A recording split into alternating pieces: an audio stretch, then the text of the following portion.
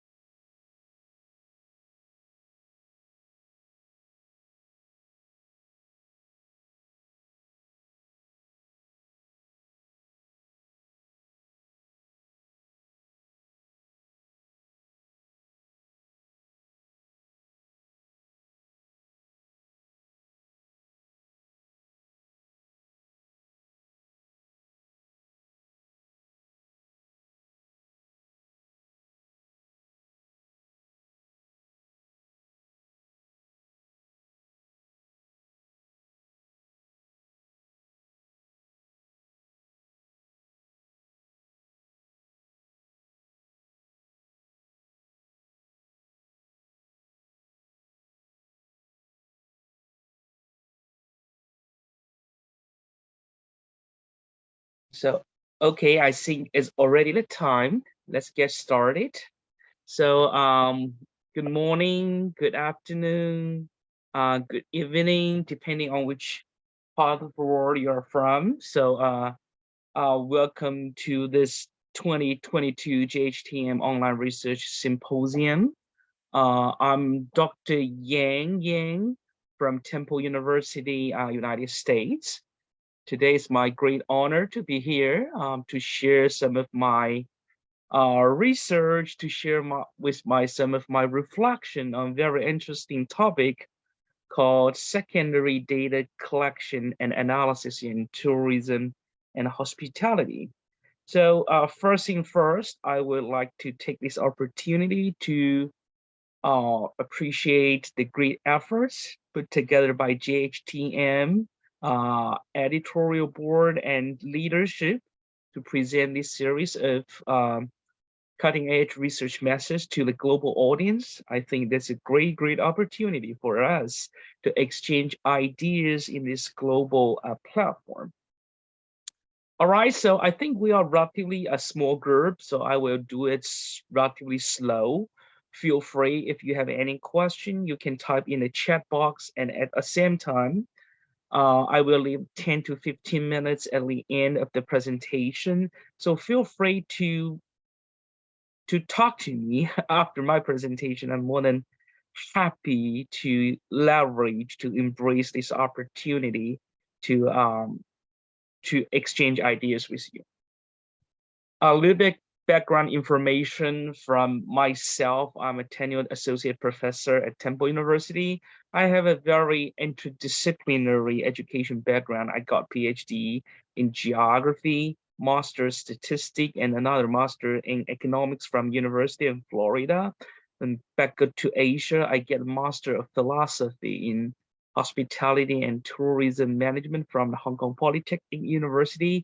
At the same time, I also got postgraduate diploma of human geography from Peking University in China. So I have a very, I would like to see very, very mixed academic background. So my major research interest, tourism demand analysis, tourism growth, and hospitality tourism analytics. I'm currently serve as associate editor for Annals of Tourism Research and coordinating a corresponding editor for the International Journal of Hospitality Management. So for Annals, I'm overseeing many COVID-related submissions, some econometric, applied econometric and spatial analysis submissions for the IJHM, many MIS, big data analytic papers go to me. A very, very quick outline of our topics today. The first thing we will talk about, why secondary data? Why we are not going to collect the primary data, right, instead of secondary data, right? So primary data, of course, it takes substantial, let's see, efforts in collecting, in designing and collecting, right? From the survey, from experiments, from some qualitative studies.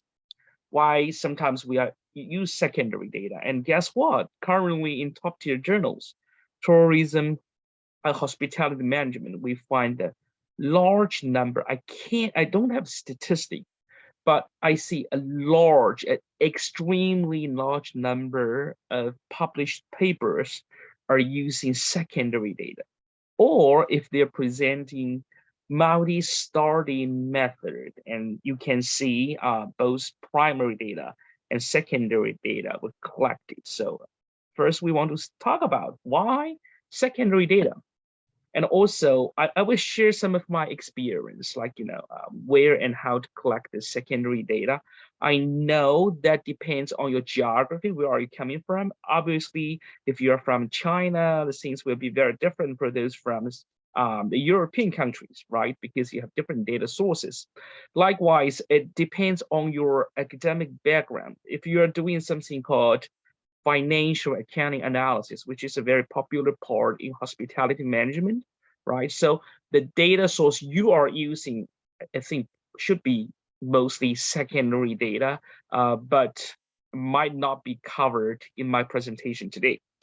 And finally, I will talk about, normal methods or popular or emerging methods for secondary data analysis. First thing first, primary versus secondary data. Primary data, when we are doing research method study, basically we were trained as tourism hospitality researcher. We have to collect data.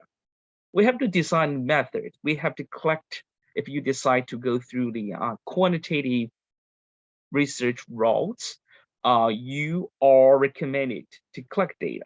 That is the way you are trying to collect the primary data. What is primary data? Primary data referring to those directly collected from the original or primary source by researchers. In other words, you are designing the entire schemes to collect data, check the data, make sure the data collected can help primarily answer the research questions from you. Okay, that's primary data. We are using many different methods to collect the primary data, direct observations, questionnaire surveys, whether it's online printed or telephone administered, okay? Or we can do the structured or unstructured interviews, qualitative things. We can do the case studies. And nowadays, many times we can do the experiments, right? If you now look at many top tier tourism hospitality journals, you will find that a flooding number of experimental studies pop out, right? So this data tailored to the specific purpose of the study conducted. But major disadvantage, the cost and time, right? The cost can be very substantial. If you want to collect the data based on decent sample size, that's going to be very costly in terms of, monetary cost and time cost. And it's also the sampling and the research design are the key. If we are doing statistic inference, we want to make sure the sample covered should be statistically representative of the population of interest, right? So there's many hurdles you have to overcome, right? Um, but when the secondary data can be used for, like when the theoretical practical reasons do not indicate direct collection of the data. So you can use the secondary data. What are the secondary data? Secondary data are data gathered typically by someone else for a purpose other than study for which they will be used. So someone already collected data. For example, someone already did some survey, did some consensus or economic data collection. The data is already there. You are using that data for your own research purpose. That can be different from the primary research purpose when the data were collected, right? So the main source of secondary data external to an organization are government agencies, international association and institutions, primary research company, and industry associations. Useful data for some study can be found in previously published research or reports. Later on, we will talk about very interesting secondary data analysis based on published papers that is called meta-analysis. Increasingly, secondary data are drawn from the database. A special case of secondary data is something called the big data. We have been observing the use of big data very frequently. What are those advantages of secondary data? Readily available, often free or inexpensive to obtain, but in some cases, those secondary data can be expensive as well. Okay, but in general, they are more affordable. It is often possible to assemble large quantity of data and draw together data from different sources. We are able to extract useful information from a source of data, secondary data, and also we need to read the data specification because someone else collected data for you, right? So you better to understand the data collection process and understand the format of the data, understand the definition of data. If there's data code book, read it very carefully. Okay. So the quality of the secondary data depend on the relevance, whether it relate to a research, accuracy, the measurement errors, comparability, whether it's able to be compared with other studies, coherence, internal and external coherence are both needed, timeliness, not too old, and accessibility and clarity when they are sharing the data with you. You understand how the data were collected, you understand the name and definition of variables and other relevant information within the data source. For the big data, we have many new type of data, okay? Like very fancy one, like GPS track of vehicles. I already started seeing papers leverage this data to do the analysis. Social media, now it's getting more and more popular. Cell phone roaming, we can understand the spatial trajectory of tourist movement. User-generated content, credit card transaction, guess what? Now people can get access to the credit card transaction data. Of course, that's the anonymous data, okay? Sometimes aggregated, but that is a very interesting data source. And search engine query and web traffic. If you are using Google, you know something called Google Trends. It tells you the search keywords volume at different time for different regions. If you are in China, there's a counterpart called Baidu Index, which also tells you the search engine query and the volume of specific keywords. So with this new type of data from the statistic or from the data analysis part, we have more and more data types. Traditionally, we have the numerical data, which means 1.5, 3.4, right? The numerical data, easy peasy, right? So we can use the conventional statistic modeling. Let's see, t-test, ANOVA, regression, factor analysis, cluster analysis, structure, equation modeling, you name it. As long as you put into the data sheet, choose the right method, you can get something out of it. Okay, but with more and more emerging type of secondary data, we have other type of data may challenge existing data analysis methods like geodata, which means the the location, the trajectory, right? The typology, the sequence of location, and you have to use GIS, geographical information system, and spatial modeling technology. Temporal data, that means the observation over time series. Okay, time series is not that tough because sometimes even the conventional statistic modeling can handle that. The text data, which is very interesting, right? Like, the online reviews are written in different language, right? So we have to use text mining, topic mining, sentiment analysis. They are relatively developed nowadays. And also we have the psychophysiologic data, like, the eye tracking. The eye tracking data used mostly in experimental design things, but also we have other type of psychophysiologic data, which related to the health related indicators. Finally, we have visual data like photos and videos. If you're reading, let's see, TikTok, how short videos are popular nowadays. And likewise, you can do the video analysis to understand the topic, to understand relevant and interesting topics about that. So that basically challenge the things. So now let's get to the second part. We know the secondary data can be useful. Okay, so where and how we're going to collect different type of secondary data. So of course, I just list 8 general types here. There are more types than I listed, but based on my research area, I think these 8 types of data collection can be very useful and can be very helpful.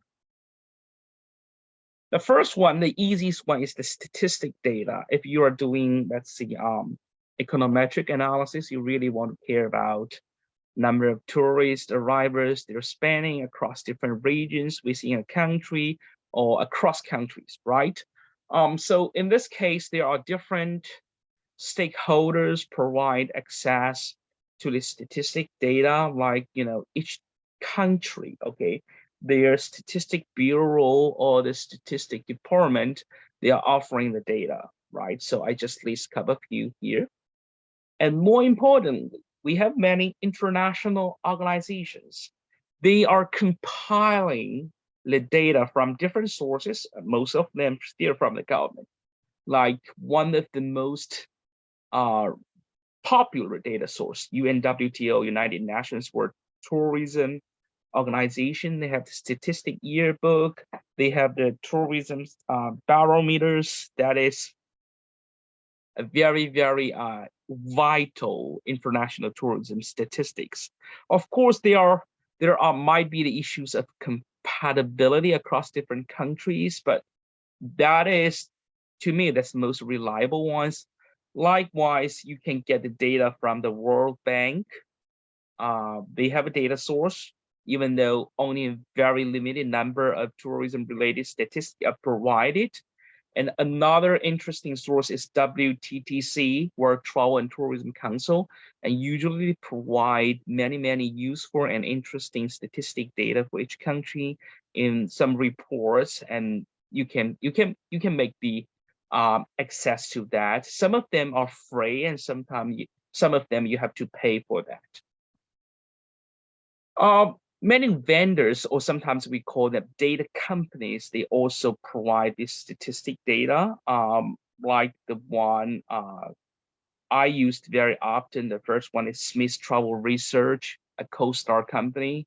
They are the world leading hotel data vendors. They are a large percentage of hotel properties are included in their database. So they publish the daily hotel performance matrix. At least their database have that. If you treat you think hotel performance are related to tourism, you can use this kind of measures.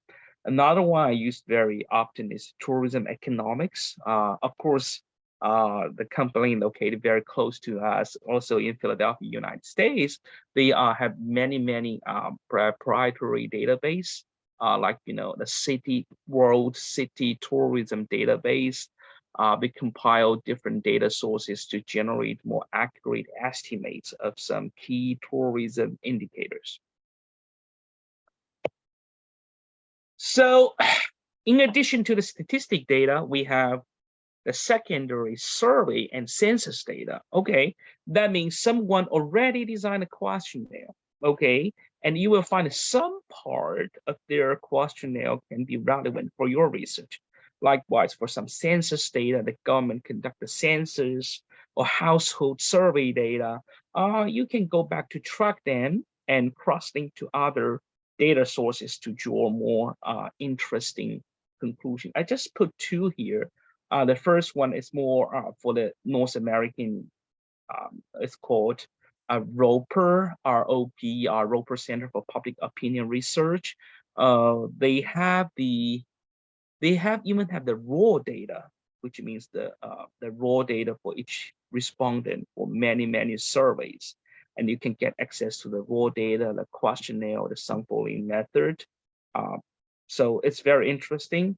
And another one for Europe, you have the European Commission's Eurobarometer surveys. Okay, so that also include many secondary survey and census data. You can get access to that. And I saw many existing studies are heavily using secondary survey and census data. I saw many of the audience might from China, and China also have many this kind of secondary survey or census data, like CFPS representing China family panel studies, and I used their data to publish a paper when I was graduate student. So that is something very interesting as well. Also, you can clone data from the website. For example, at Temple, we have an agreement with a TripAdvisor to not clone data, to use their data, and TripAdvisor review data is very popular. We can use some program developing tools to crawl the data, right? Once you know the syntax behind each page contains, you can collect the data by crawling the data. Or you can just collect data from their APIs. For example, Twitter data. We have many researchers are using Twitter data, and Twitter offers this API. What is API? API is an acronym for Application Programming Interface, software used to access data, server, program, and other applications. So you can use the API to download the data, which is a more efficient way. But guess what? Many platform, they do not offer API to download data, or they have some restrictions. But if they offer API, that's going to be a fantastic way. Like Twitter, they have API. Like World Bank database, they have API cores. Some financial and accounting database, they have API cores. And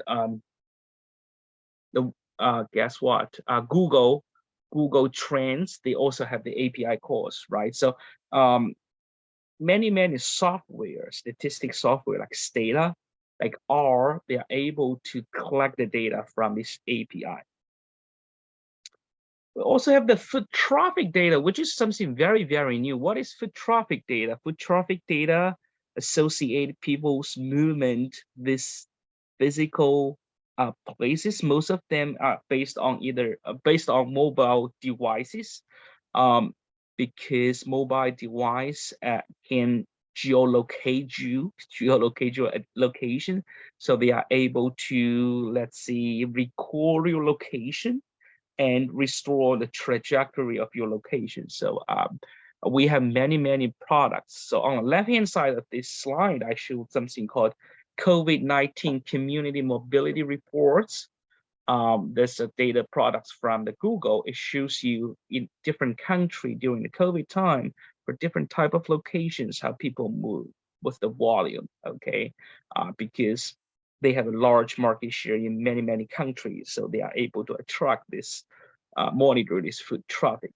And other commercial data source like SafeGraph, Foursquare, Unicast, I used some of them for my research papers. I find it's very interesting. Sometimes you can get access to data sets synchronized by researchers, right? So for example, I create a very unique data set called COVID-19 Tourism Index. I combine a data source from different data vendors, different public and proprietary sources to reflect recovery of tourism across different countries, right? So this index, a level of 100 indicates the recovery to the normal level, and it has sub-index, hotel performance index, aviation index, mobility index, etc. And I have the daily data for more than 2 years across more than 100 countries. So I create this data and I share it with researchers all over the world. I already see many researchers, especially applied econometrician, use my data to generate some very interesting result that is very good. Likewise, you can see other data source like synchronized or aggregated by researchers. That's also very interesting. Or technically, another data set synchronized by research, typical one is the Hofstede cultural dimension. If you are doing intercultural studies, you definitely have heard of their Hofstede cultural dimension scores, right? So that is another data synchronized by researchers. Web search and traffic data, and I mentioned, every time you search in Google, you put in the keywords, they will record it, and over time, they can collect the volume of these keywords. So for example, during the COVID time, Google, which is, I think, one of the most popular online search engine, they developed this product called Destination Insight. They are monitoring the potential tourism demand, or what they call the travel trends, based on people's online searching behavior on potential keywords. Like this is something, as you can see here, you can filter by origin country, destination country, trip type, demand category, data range. They can show you the data. That's a very easy platform, and they provide some statistic like, fast growing destination globally, South Korea, and recently country with the most inbound interest, Canada, top city in demand, domestic, Las Vegas. Okay, so they are using this web search data to create a data set, and it's for free. Feel free to use it. And finally, this is another unique type of data. It's called publication data. You know that publication data can do different things. An easy thing is called bibliographical analysis. As you see in many papers using bibliographical analysis, basically they are searching relevant literature, relevant topics, relevant papers from some academic database like Web of Science. They can export that based on the abstract keywords. They can do some bibliographical analysis to understand those topics, to understand interlinkage across different publications, different institutes, different authors, and understand the trajectory of research topics. Okay, that's bibliographical research. And at the same time, we can do the meta-analysis. What is meta-analysis? The meta-analysis tells us they're synchronizing the research result across different studies. For example, because of COVID, you can see many papers are on trying to understand how a COVID, let's see, the pandemic increase the travel risk, right? So every paper come up with some results. Some said very significant. Some said moderately significant, some said not significant, right? So if we find there are about 100 papers talking about this, we are using some statistic analysis, like called meta-analysis, to combine the effect size together. By doing so, probably the original data size is just 200, 300. But after combining 100 studies, you are making statistic inference based on, let's say, 200 times 100, that's like 20,000 observations, which makes you more confident on the results after combining the statistic results across 100 papers. So now let's get to the interesting part, secondary data analysis. Once we understand the importance of secondary data, once we know that how to collect the secondary data. Now let's get to the topic, how to analyze it, right? How to analyze it. So there are tons of different ways to do this. So I'm trying to cover it in a more straightforward way. So I will probably talk about these 5 methods: traditional data analysis, big data analysis, geospatial analysis, machine learning and artificial intelligence, and finally the meta-analysis. So for the traditional times, the data analysis, that's relatively straightforward because secondary data still data, right? Many times still the same type of data like the primary data. You just use the traditional methods like multivariate analysis, ANOVA, factor analysis, cluster analysis, structure equation modeling. That's good. If you are a applied econometrician, you will use econometric analysis. You're doing regression, discrete choice modeling, panel data, causality, inference, the same thing. Okay, the same thing like the primary data. And for time series analysis, you can do the forecasting because there's a large number of papers in tourism forecasting that leveraging big data indicators like Google search volume to improve the forecasting accuracy. So we saw many papers using their secondary data to improve the forecasting accuracy. So now let's talk about something slightly different. For example, the big data analysis. I have a paper I really like. I co-authored with 2 very productive friends of mine. It's called Sleepless Nights in Hotels. Because while I'm traveling, I've been always struggling with insomnia and other sleeping issues.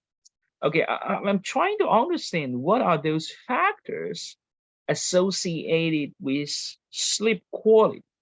All right. Obviously, I'm not a psychologist or I'm not a, let's see, trained medical researchers, right? So I can do some medical analysis on that. But it turns out that many people are willing to complain about sleeping related issues from big data, like in this case in the TripAdvisor platform. So I basically go. We have a group of people. You collect data from TripAdvisor. Take a look. We saw this TripAdvisor reviews. Some of them have some sleeping related issues, and they give a sleep quality score. In this example, right? So the sleep quality score is 3 out of 5, which is not that good. And we can see all the things about this reviewer, where they're coming from, the age, gender, the past reviews on TripAdvisor, number of cities visited, and specifically, and some information is embedded in the comment itself, review itself about reviews. So that's why we are doing something called text mining. We're trying to identify the sentiment and topics, and it turns out we find some very interesting factors related to hotel sleep using the big data analysis, like the pillows, the mattress, bedding, temperature, noise, and lighting, ventilation. And then we are doing a sentiment analysis to give the score based on their sentiment related to each factor, as you can see here, for some issues like the pillow, there's positive reviews like the beds and pillows are glorious. Okay, there are some bad reviews like the one thing I hate is tens of pillows on a bed that are all damn. Okay, so they have opposite opinions. And then finally, we're trying to use regression to understand how different, let's see, sleep-related factors influence their self-reported sleep quality based on the TripAdvisor reviews. So very, very interesting story. Very, I would like to see atypical hospitality styles, but I really like, and I think it made a contribution. For geospatial analysis, I'm from the geography background. I'm always enthusiastic about using my nerdiness to do some geospatial analysis. For example, this is a recent paper published in Tourism Management. My co-author and I are using something called trajectory mining from some foot traffic data to understand different types of trajectory within an attraction. So in this case, you can see that people may choose different routes. They have different frequency or different speed of traveling, different sequence of the stops. So we are able to do this thing called geospatial clustering, geospatial analysis. Machine learning and artificial intelligence, always the buzzword in our area. So I have been using machine learning and artificial intelligence in some of my research papers. Like I just cite something here: 12% of tourism travel business have embedded AI, and AI technology can offer various advantage for suppliers and consumers. But in this case, we are using machine learning and artificial intelligence as research method to help us understand some important research question to get the answer. Okay. So this is actually a paper published long time ago. I think 80 years ago. I might be wrong. A long time ago.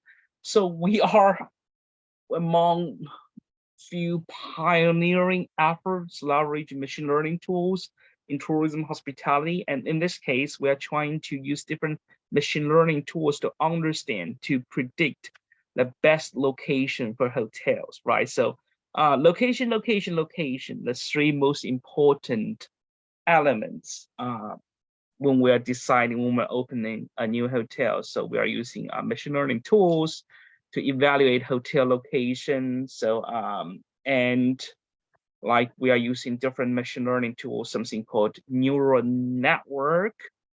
So what is neural network? Inspired by animal nerve system, identify pattern or structure of the data, approximate complex function relationships. And we also use something called projection pursuit. It captures the nonlinear relationship, avoid elevates multicollinearity in the independent variables. We're using support vector regression, which is very popular nowadays, and boosting regression, some atypical statistic models. And then we develop these tools called hotel location selection and analysis tools. We're trying to predict the best location for the potential new hotels. Right, once you enter the hotel characteristics, it predicts the probability or the suitability for that location across the city. And now we can talk about meta-analysis. Meta-analysis is also a very important part of the world. Meta-analysis is a statistic approach to combine the results from multiple studies. The meta-analysis statistic approach to combine the results. So for example, there are some topics have been frequently tested in the literature. For example, satisfaction and travel intention, travel revisit intention. Okay, so even though sometimes it's not the major focus of the model, but there's always a correlation coefficient associated with it, right? That's been tested many, many times. And we want to combine it to see under which scenario it's significant, under which scenario it is not, right? So while we are trying to combine the result from multiple studies, we are trying to increase statistic power to make results more convincing, to improve the estimate of effect size after including more sample size.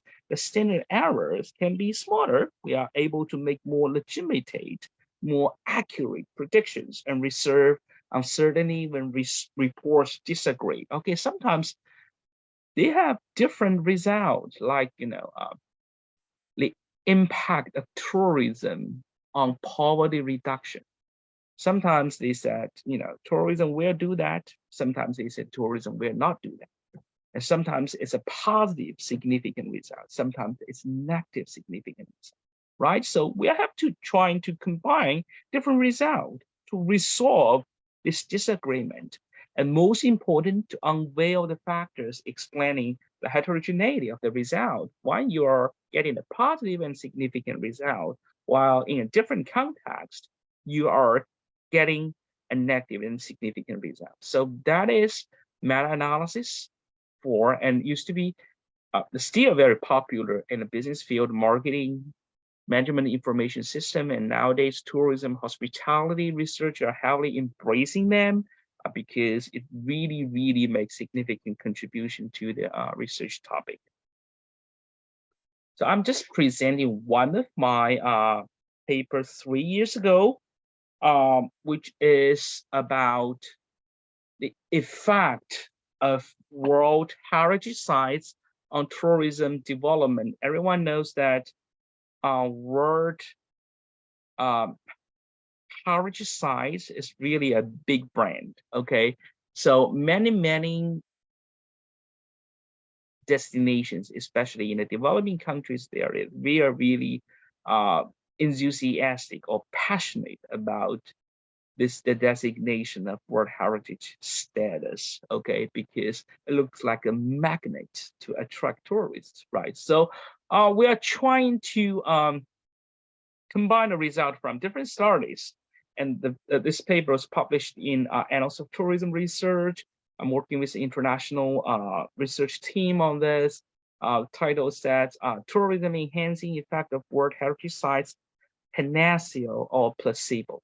Okay, whether it's real results there. So we synthesize the effect of World Heritage Site status across 344 econometric estimates from 43 studies. I think the overall result is that the effect size is it's significant, but effect size is very moderate, and it's very moderate. Take a look at the graph, the statistical graph on the right-hand side of the slide. That are those specific effect size we collected from different studies. As you can see, that it covers a vast range.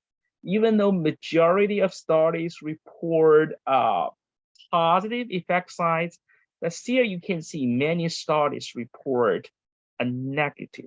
So we also are trying to find out factors explaining this difference, like what kind of countries, what kind of areas they are more likely to observe the significant results from World Heritage Sites.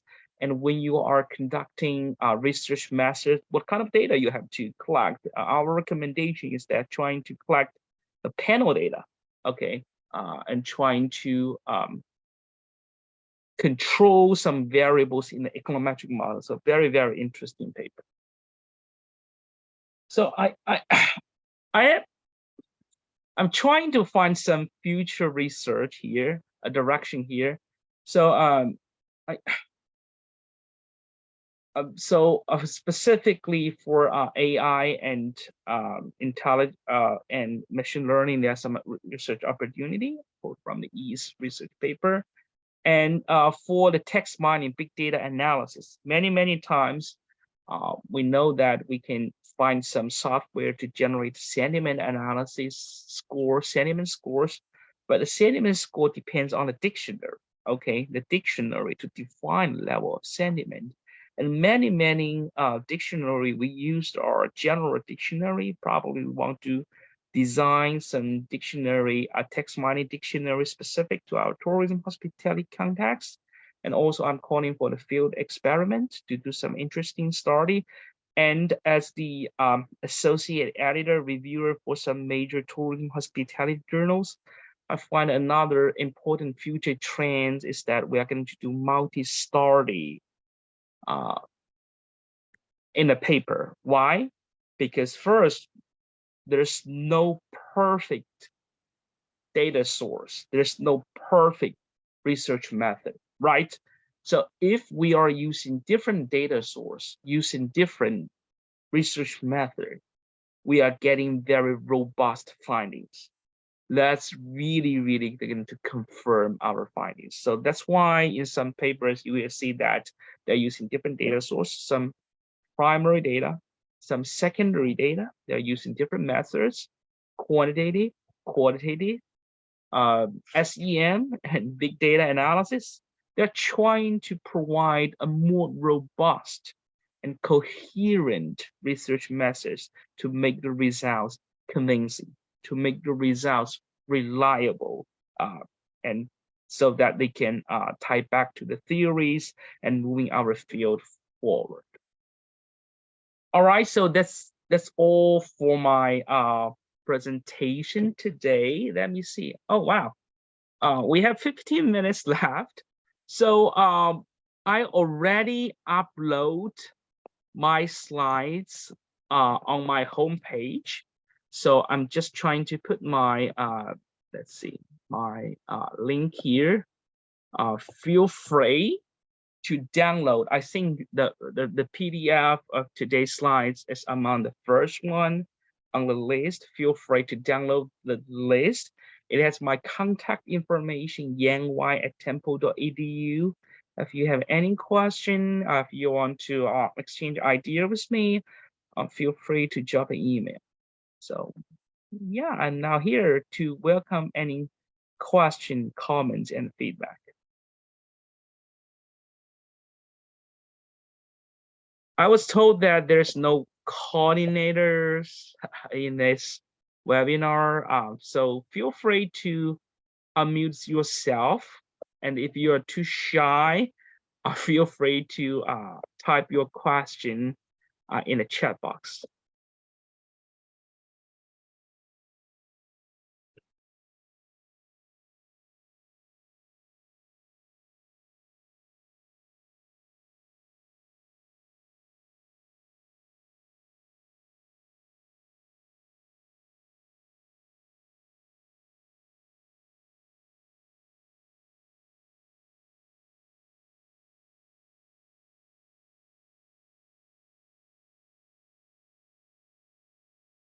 Okay, probably I talked too fast. You can ask any questions, even if it's not directly relevant to the topics I covered today. Feel free to raise some question. Any questions are welcome.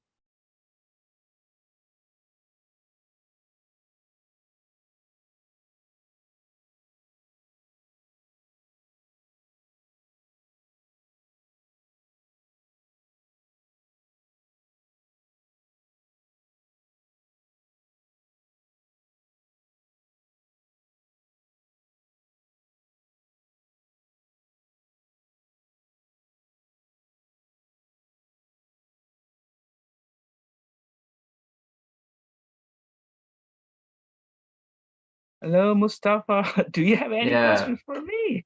actually, I believe people here still try to digest very rich information that you share in your presentation, from explaining the concept and the type of the secondary data and analyzing secondary data. personally, I enjoy a lot listening to your presentation, and I'm thinking how for future research I can go for this direction and try to apply and use secondary data for my research. But one question, Dr. Yang, before going to another person that raised her hand. Um, do you have any experience or possibility of combining primary data and secondary data in one single study? And is there any possibility and what situation we can combine these two type of data and conduct research? So that is very, very good question. So of course, there's no let's see, universal answer on that. Everything is depending on the specific context, right? So one thing we want to know is that it's about a sampling strategy. Sometimes you will see that even the questionnaire is identical. Of course, sometimes even there's some discrepancies between the questionnaire measurement items, right? Technically, even though the measurement item is the same, but you are using different sampling methods to collect the data. A quick thing you need to do is to do something called variance adjustment. You have to do the variance adjustment. This is a very typical method used in the statistics because the error will be different. You have to combine it. They have different ways to combine it. So that's looks like the most conceptual things. At the same time, there's another thing called do the reweighting. You have to do the reweighting. Like the intuition behind this that you trust one source more than others, or you trust one type of data more than others. So how to design a reweighting? There are different type of reweighting. Sometimes the weighting actually depends on the variance error. You can do that, but in some cases you can do the reweighting. So the thing is this. So these two ways are just from statistic point of view, assuming that the questionnaire measurement items are very similar or even identical to that. But some cases, even though they are very different, you can try. It sometimes looks like easy and intuitive. For example, 5-point Likert versus 7-point Likert. You think they can be combined, but there's some paper indicating that you can't do the simple adjustment to correct for the range things. You still have to pay attention on the extreme effect. For example, even though 3 in a 5-point might be different from 4 in a 7-point, and you have to readjust the entire distribution. So but everything is based on the context, but we saw many type of data like this, not just combined first hand and second hand, but sometimes you have multiple primary data. Just combine them together, you still have to do many adjustments. A very good question. Yeah. Thank you. Thank you very much. I saw someone that raised hand, but now I cannot see. Yeah, it was me. Yeah. I hope you Please, can please hear go me very ahead. well. Yes. Thank We you, can Mustafa. hear. Yes. Thank you, Yang, for your excellent presentation. My name is Made. I'm currently doing my PhD at Griffith University in Australia. It's very Great. inspiring and very informative as well. I'm currently doing my research with the social media and get some information and data from comments, especially from the video viewers.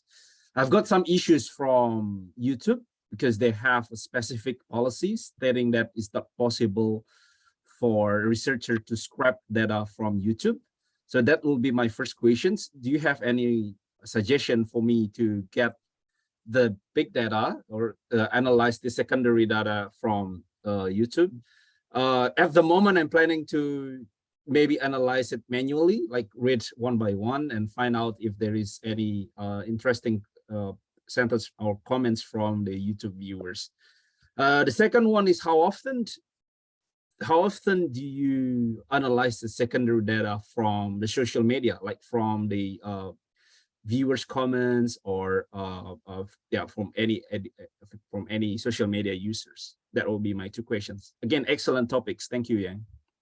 Thank you very much. I have many friends in Griffiths, so I think you're in a good hand if you're pursuing a PhD program there, right? Thanks for the two excellent questions. The first one is that actually I would recommend you are doing the qualitative analysis based on the social media of the video at this point of time, because the first thing is the quantitative tool for video analysis is not very mature at this point of time. The second is that probably when you are interpreting the contents or the trends in the video content or the video information, you are focusing on very specific or narrowed down area. And so this qualitative analysis should be very interesting. And to be very honest, sometimes I enjoy, many times, I enjoy reading the qualitative analysis of big data instead of quantitative big data, because I can see more interesting insights from there. So I would highly recommend you to do that. And in this case, it's still a very typical qualitative study, but it just observe using a new channel, and many principles of qualitative study still exist. So I'm not a lawyer. I don't know how to firewall the potential legal things from the YouTube. But one thing I saw many people do is that probably you can get in touch with potential YouTubers, get their permission, right? Just, bypass the platform itself. The second question, how frequently I'm collecting the data. So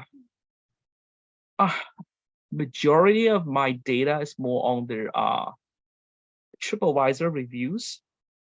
For the other type of social media data or big data, I usually in a coordinating partnered with other researchers. So we have a strong team, and I have to see that I probably technology-wise I'm the weakest in the research team, right? But as a researcher, the most important thing I don't think is of course you want to get a very solid training on a method. It's about putting together a creative research idea and work with people with different background to work on their fantastic paper. I know that at your stage, PhD study, probably you have to do more things on your own, right? But remember that in future, find reliable partner and develop your skill set on finding really interesting research questions. I think that's very important. At the same time, you should be aware of the potential tool sets and data sources available. That would be great. And thank you so much for the excellent question. I really like it. Thank you. Yang, maybe I can moderate this session. We have two more questions here. Okay, thank you. One is, other than future research related to AI, it would be great if you can share some other future trend in using secondary data for tourism research that could be more accessible for early career researcher and the postdoc researcher. And the second one, yeah, I think the answer is the qualitative analysis on big data. I definitely like it, especially video, the picture things. I really like it. I saw a growing number in some journals I'm handling, so I see very interesting results there.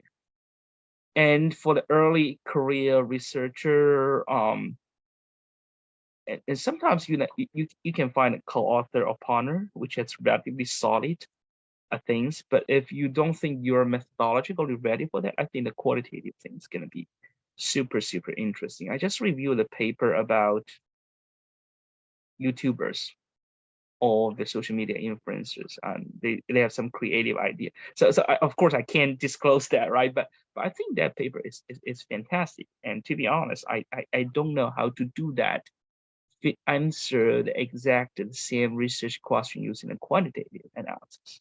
So there's tens of fields here. So the thing I'm missing is that qualitative analysis on big data. Thank you very much. Second question is, what are the limitation of using secondary data in terms of its interpretation?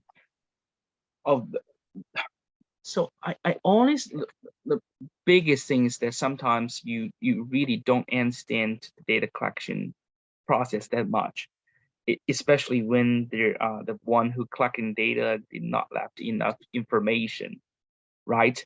But that's depends on which type of secondary data you are using, right? If you are using social media, you are using online reviews, the one potential issue is that there might be some fake reviews, either fake positive reviews or fake negative reviews, and that can be problematic. And you would definitely find that on Twitter data. There's a lot of, what we call a robot created or generated data. Okay, they're not meaningful, and you have to identify it if you're really interested in the information behind that. Okay. Oh yeah, we have friends from Indonesia. Yeah. Actually, okay, we can go for last question. Hi, Prof. Yang. I'm Riza from Indonesia. We'd like to know about your 4 clusters of tourist movement. Is it possible to trace down the movements of dive tourists underwater using GIS? It's a very good question, but I don't know whether it's technologically feasible or not.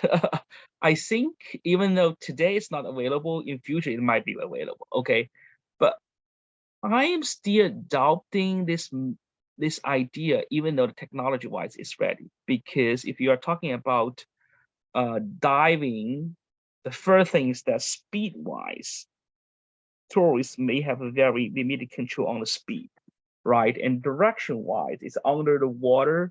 It's not that as flexible as the mobility on land, right?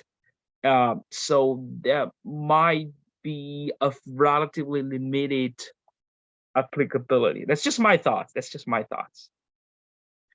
And I want to make sure everyone knows that the PowerPoint slides is available on my homepage.